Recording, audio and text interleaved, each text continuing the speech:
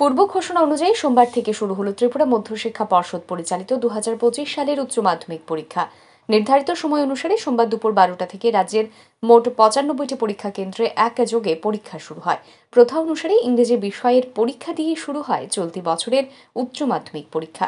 এদিন আগরতলা শহরের বিভিন্ন পরীক্ষার কেন্দ্রগুলি ঘুরে দেখেন ত্রিপুরা মধ্যশিক্ষা পর্ষদের সভাপতি ড ধনঞ্জয় গণচৌধুরী।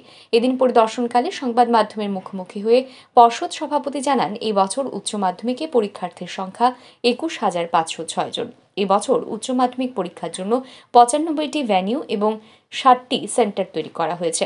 এখন পর্যন্ত প্রাপ্ত খবর অনুসারে রাজ্য জুড়ে সবকটি কেন্দ্রেই নির্বিঘ্নে পরীক্ষা চলছে বলেই জানান তিনি। আজকে দ্বাদশ শ্রেণীর পরীক্ষা শুরু হলো ত্রিপুরা মধ্যশিক্ষা পর্ষদের। আজকে হচ্ছে প্রথম দিন ইংরেজির পরীক্ষা। আমাদের এবারকার বোর্ডের পরীক্ষার্থে ক্লাস 12-এর দ্বাদশ শ্রেণীতে পরীক্ষা দিচ্ছে মোট 21,506 জন, আর 60টা সেন্টারে পরীক্ষা হচ্ছে, আর ভেন্যু আছে 95টা। এখন অবধি যে পরীক্ষা শুরু হয়ে গেছে আজকে 12টা থেকে 3:15 সময় শেষ হবে। এখন অবধি যতটুকু খবর পেলাম পরীক্ষা নির্বিঘ্নে সুন্দরভাবে চলছে। এই ঠিক আছে।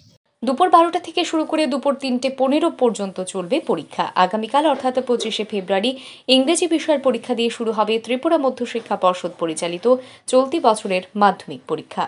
Bureau report, RE news.